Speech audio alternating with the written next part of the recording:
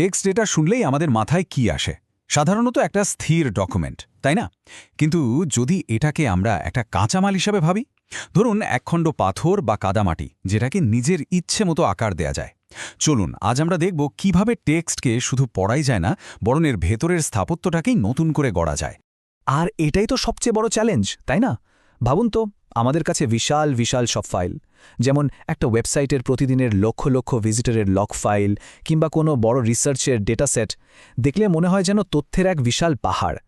এই জঞ্জালের ভেতর থেকে দরকারি তথ্য বা কোনো প্যাটার্ন খুঁজে বের করা তো প্রায় অসম্ভবই মনে হয়। তো উপায়টা কি? উত্তরটা বেশ মজার। আমরা এটাকে একটা ভাস্কর্যের মতো করে গড়তে পারি। মানে কাঁচা ডেটাকে একটা পাথরের খণ্ড হিসেবে দেখতে হবে, আর কিছু দারুণ সব টুলস ব্যবহার করে এর অপ্রয়োজনীয় অংশগুলো ছেটে ফেলতে হবে, আর ভেতর থেকে বের করে আনতে হবে আসল শিল্পকর্মটা। চলুন তাহলে সেই ডেটা ভাস্করের টুলকিটটা হাতে তুলে নেওয়া যাক। দেখুন, যে কোনো ভাস্কর কিন্তু কাজ শুরু করার আগে তার পাথরটা ভালো করে দেখে নেন, তাই না? আমাদের কাজটাও ঠিক তেমনই। ডেটা নিয়ে ঘাটাঘাটি করার আগে আমাদের এই ডিজিটাল উপাদানটাকে ভালো করে বুঝতে হবে। মানে এর আকার কেমন, পরিধি কতটুকু, সেটা জেনে নিতে হবে। আর এই বোঝার প্রথম ধাপটাই হলো পরিমাপ করা। আচ্ছা, আমাদের ফাইলে মোট কতগুলো লাইন আছে, শব্দ কতগুলো, বা ধরুন অক্ষর? এই সাধারণ গণনাগুলোই কিন্তু আমাদের ডেটার সাইজ নিয়ে একটা প্রাথমিক ধারণা দিয়ে দেয়। ঠিক যেমন একজন ভাস্কর তার পাথরের ব্লকের দৈর্ঘ্যপ্রস্থ মেপে নেন, আমরাও সেভাবে আমাদের ডেটার একটা মাপ যোগ করে নিই। আচ্ছা, একবার যখন আমাদের ডেটা সম্পর্কে একটা ধারণা হয়ে গেল, এবার সময় হলো প্রথম আর সবচেয়ে বড় কাজগুলো করার। মানে এই পর্যায়ে আমরা ডেটার বিশাল অংশ নিয়ে কাজ করব, যাতে পরের সূক্ষ্ম কাজগুলো করার জন্য একটা ভালো ভিত্তি তৈরি হয়ে যায়। ধরুন আমাদের কাছে একটা বিশাল লগ ফাইল আছে, সাইজ হয়তো কয়েক গিগাবাইট। এখন পুরোটা নিয়ে একবারে কাজ করা তো খুবই মুশকিল। তাই আমাদের প্রথম কাজ হলো এই বিশাল ফাইলটাকে ছোট ছোট ম্যানেজ করা যায় এমন খণ্ডে ভাগ করে নেওয়া। ঠিক যেন একজন ভাস্কর একটা বড় পাথরকে ছোট ছোট ব্লকে ভেঙে নিচ্ছেন, যাতে প্রত্যেকটা অংশ নিয়ে আলাদা করে কাজ করতে পারেন। ডেটার ব্লকটা তো হাতে পেলাম। এখন ঠিক কোন অংশটা নিয়ে আমরা কাজ করতে চাই সেটা বেছে নিতে হবে। এর জন্য মূলত দুটো উপায় আছে। আমরা ডেটা বেছে নিতে পারি কলাম বরাবর, মানে ওপর থেকে নিচে, অথবা বেছে নিতে পারি সারি বরাবর, মানে পাশাপাশি। চলুন দেখি এই দুটো জিনিস আসলে কিভাবে কাজ করে। এখানে দেখুন, পুরো টেবিলটা থাকা সত্ত্বেও আমরা কিন্তু শুধু একটা নির্দিষ্ট কলামকে আলাদা করে নিতে পারছি। যেমন ধরুন, শুধু ব্যবহারকারীর নাম অথবা শুধু তারিখ। ব্যাপারটা অনেকটা পাথরের একটা নির্দিষ্ট শিরা বা স্তর ধরে কাটার মতো, যেখানে আমাদের পুরো মনোযোগ থাকে শুধু একটা নির্দিষ্ট বৈশিষ্ট্যের উপর। আর এখানে হচ্ছে ঠিক তার উল্টোটা। কলমের বদলে এবার আমরা একটা পুরো সারি, মানে একটা সম্পূর্ণ রেকর্ড বেছে নিচ্ছি। একটা রেকর্ড মানে কি? মানে হলো একটা নির্দিষ্ট বিষয়ের সব তথ্য একসাথে। যেমন একজন নির্দিষ্ট ইউজারের সমস্ত অ্যাক্টিভিটি। এটা ঠিক যেন পাথরের ব্লক থেকে আস্ত একটা পাতলা স্তর কেটে বের করে আনা। বুঝতে পারছেন, দুটোর ব্যবহার কিন্তু একদম আলাদা আলাদা ক্ষেত্রে হয়। তো আমাদের হাতে এখন ডেটার একটা বাছাই করা অংশ আছে। এবার এটাকে আরও ভালোভাবে বুঝতে হবে। এর ভেতরের আসল প্যাটার্ন বা বিন্যাসটা খুঁজে বের করতে হবে। আর তার জন্য সবচেয়ে ভালো উপায় কি জানেন? ডেটাগুলোকে সুন্দর করে সাজিয়ে ফেলা, মানে সর্ট করা। সর্টিং করার সময় কিন্তু এটা খুব জরুরি জিনিস মাথায় রাখতে হয়।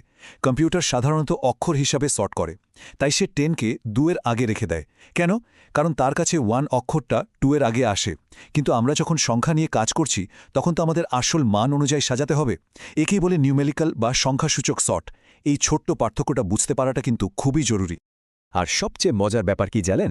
আমরা কিন্তু পুরো ফাইলটাকে একসাথে না সাজিয়ে শুধু একটা নির্দিষ্ট কলামের উপর ভিত্তি করে সর্ট করতে পারি। একবার ভাবুন তো, হাজার হাজার সেলস ডেটাকে যদি শুধু তারিখ অনুযায়ী সাজিয়ে ফেলা যায়, তাহলে ব্যবসার ট্রেন্ড বোঝাটা কত সহজ হয়ে যাবে। এটা ডেটাকে একটা দারুণ যৌক্তিক বিন্যাসে নিয়ে আসে। ডেটা সর্ট করার পর একটা জিনিস প্রায়ই চোখে পড়ে।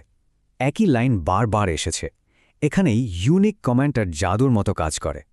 এটা পরপর থাকা ডুপ্লিকেট লাইনগুলো সব মুছে ফেলে ডেটাটাকে একদম পরিষ্কার করে দেয়। আর এটা শুধু ডেটা পরিষ্কারই করে না, অনেক গুরুত্বপূর্ণ তথ্যও দেয়।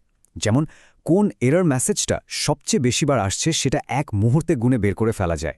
বেশ, আমাদের কাছে এখন পরিষ্কার আর সাজানো ডেটার খণ্ড তৈরি। এর পরের ধাপ কি?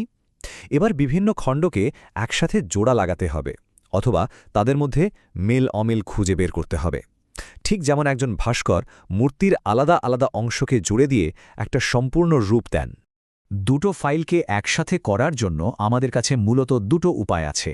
একটা হলো দুটো ফাইলের মধ্যে একটা কমন জিনিস খুঁজে বের করা, যেমন ধরুন ইউজার আইডি, আর সেটার উপর ভিত্তি করে তথ্যগুলো জোড়া লাগানো। এতে ডেটা সেটটা আরও তথ্যপূর্ণ হয়ে ওঠে। আরেকটা উপায় হলো ফাইল দুটোর লাইনগুলোকে স্রেফ পাশাপাশি বসিয়ে দেওয়া, যেন দুটো আলাদা রিপোর্ট মিলে একটা বড় চৌড়া রিপোর্ট তৈরি হলো। আবার অনেক সময় জোড়া লাগানোর বদলে আমাদের দুটো ফাইলের মধ্যে পার্থক্যটা খুঁজে বের করতে হয়।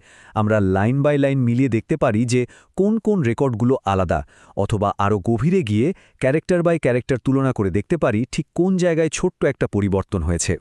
এখানে একটা ছোট কিন্তু খুব কাজের কথা বলে রাখি। এই তুলনা করা টুলগুলো কিন্তু সাজানো বা অসাজানো দুরকম ফাইলের উপরই কাজ করে।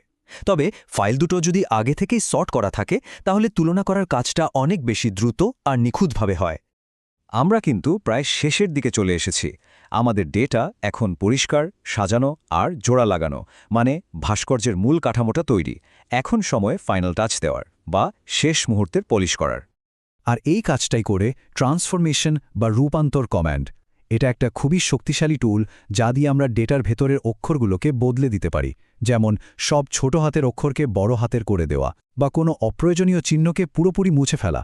এটাই হলো আমাদের ডেটা ভাস্কর্যের একদম শেষ ধাপ, যা আমাদের কাজটাকে সবার সামনে তুলে ধরার জন্য প্রস্তুত করে।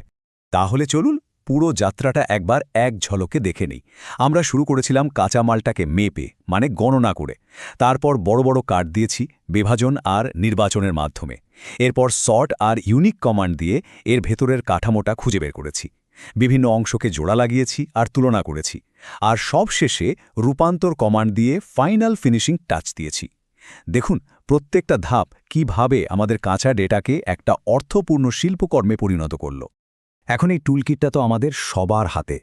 তাহলে একবার ভাবুন তো, আমাদের হাতের কাছে থাকা এই তথ্যের পাহাড়ের ভেতরে না জানি কোন অসাধারণ গল্প বা মাস্টারপিস লুকিয়ে আছে, যা শুধু খুঁজে বের করার অপেক্ষায়। এখন পালা সেই শিল্পকর্মটিকে খুঁজে বের করার।